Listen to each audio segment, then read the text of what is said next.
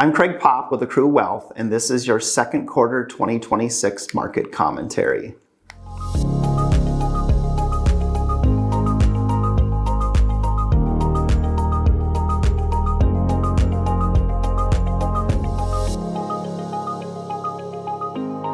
As the saying goes, smooth seas do not make a skillful sailor. The first half of 2026 put this wisdom to the test for investors everywhere. Major events shaped the landscape, including the war in Iran, oil prices pushing inflation to multi-year highs, and ongoing questions surrounding artificial intelligence. Despite all this, markets climbed to new all-time highs, corporate earnings grew at a double-digit pace, and many asset classes delivered strong results. The first 6 months served as a powerful reminder of the value of staying invested and keeping a longer time horizon in view. This lesson carries even greater weight today, as the business cycle has now entered its 7th year and the market cycle is approaching its 5th. For many investors, it can feel as though the same concerns keep resurfacing, from inflation and Federal Reserve policy to valuations and geopolitical risk. Navigating these competing challenges is not just an inevitable part of investing, it is precisely why those who stay the course are rewarded over the long run. The second half of the year will no doubt bring its own share of surprises, including further developments in the ongoing Middle East conflict, the approaching midterm election, and new market activity such as initial public offerings. Understanding how to maintain perspective as these events unfold is essential for every investor. Let's take a look at a few key market and economic highlights from the first half of the year. The S&P 500, NASDAQ, and Dow Jones Industrial Average returned 9.6, 12.8, and 8.9% year-to-date through the end of June. The second quarter was historically strong, with the S&P returning 14.9%, the NASDAQ 21.4%, and the Dow 12.9%. For the S&P 500 and the tech-heavy NASDAQ, it was their best quarterly return since the second quarter of 2020. The Bloomberg U.S. Aggregate Bond Index rose 0.6% year-to-date, as the 10-year Treasury yield ended the second quarter at 4.47%. up from 4.17% at the start of the year. Developed market international stocks gained 7.7%, and emerging market stocks returned 22.7% year-to-date.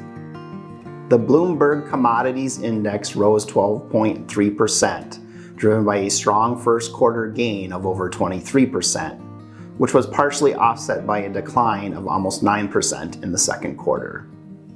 Brent crude peaked just under $120 per barrel in May before closing the quarter at $73. Gold prices fell to $4,000 per ounce, while Bitcoin declined to a recent low of $58,633. Headline CPI rose 4.2% year-over-year in May, driven largely by energy prices. Core CPI, which excludes food and energy, rose 2.9%. The Federal Reserve kept rates unchanged at 3.5% to 3.75% through the first half of the year. Kevin Warsh was sworn in as Fed Chair in May. Some investors may be surprised to learn that the current business cycle began in April of 2020 in the depths of the pandemic and quietly passed its 6th anniversary during the second quarter of the year. Along the way, there were several moments when recession fears ran high, including when inflation peaked in 2022 and when tariffs disrupted global trade last year. Through each of these challenges, the economy demonstrated notable resilience, continuing to grow at a steady pace. The business cycle touches virtually every dimension of investing and financial planning, from mortgage costs to annual wage growth. A healthy economy supports consumer spending and business investment, which in turn fuels corporate earnings and ultimately stock market performance. While the stock market and the broader economy are not identical, their paths are often closely intertwined. This chart compares the current cycle to other historical periods, noting that the longest cycles, including those following the '08 financial crisis and the 1990s dot-com boom, have extended for a decade or more. As for the economy today, inflation remains elevated but may ease if oil prices hold near recent lows. The labor market has strengthened again after last year's sluggish hiring pace. The dollar has stabilized and recently rebounded. Trade conditions remain uncertain but have steadied, and business investment has accelerated. Consumers are feeling cautious, yet continue to spend on both essentials and discretionary goods. On balance, the economy appears healthy despite some mixed signals, a backdrop that has historically been constructive for financial markets over the long term. A wide variety of global asset classes have contributed to portfolio performance so far this year, building on last year's trend. Gains have not come only from large cap stocks, represented by the S&P 500, but also from small caps, emerging markets, and commodities. The second quarter, in particular, ranked among the strongest on record, partly because the onset of the war in Iran meant that the market recovery began right at the start of April.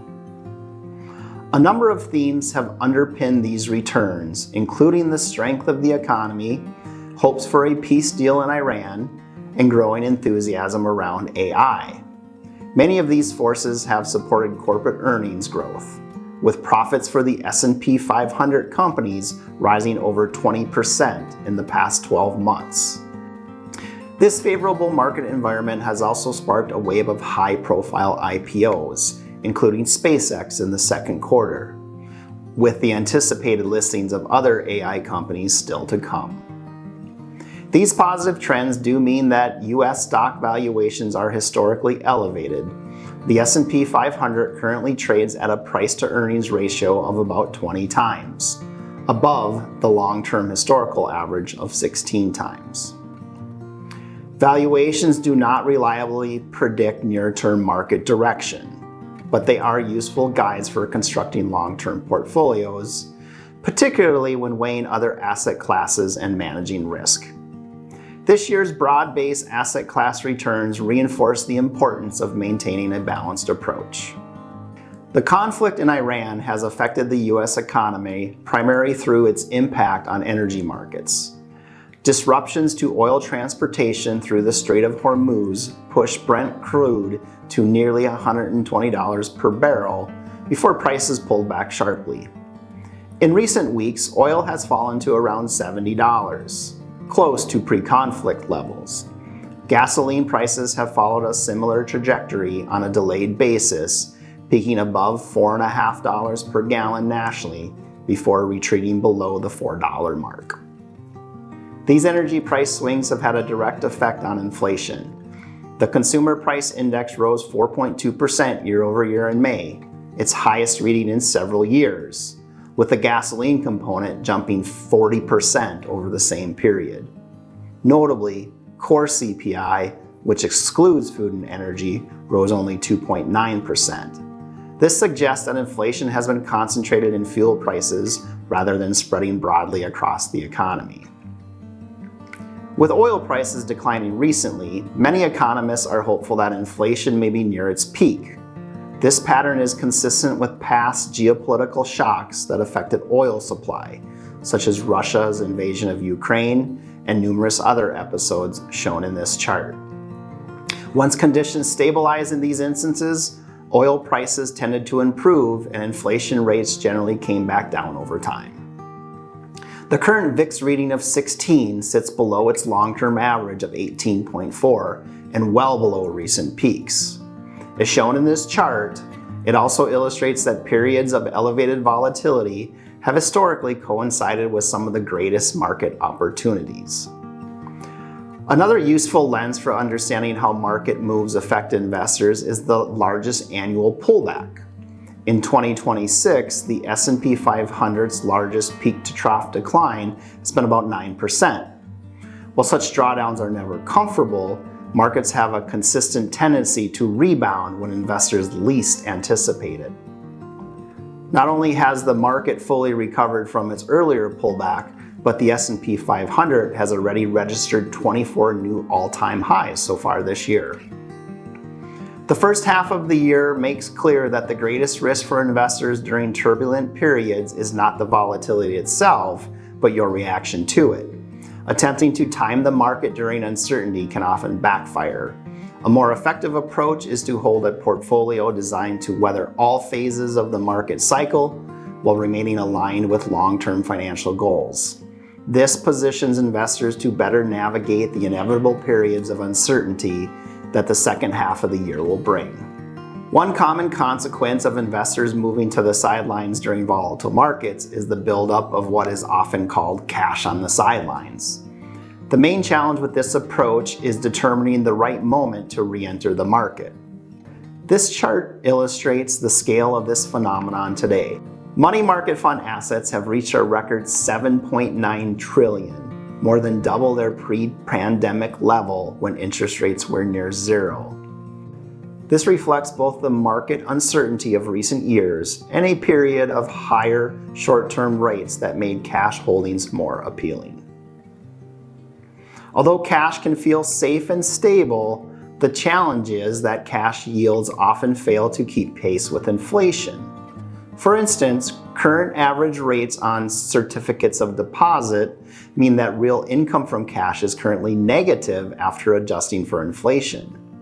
Even when nominal yields on money market funds and short-term instruments appear attractive, challenges can arise from both inflation and the difficulty of sustaining those rates over time. Taken together, these dynamics mean that the purchasing power of cash holdings can erode steadily. Once again, this underscores the value of holding a balanced portfolio that is positioned to benefit from growth, income generation, and capital preservation. This principle will only grow in importance as the market and economic cycle continue to evolve. The first half of 2026 has rewarded investors who stayed diversified and maintain a long-term perspective, even as geopolitical and economic headlines created short-term uncertainty. Thanks for your trust in us. Contact me if you have any questions.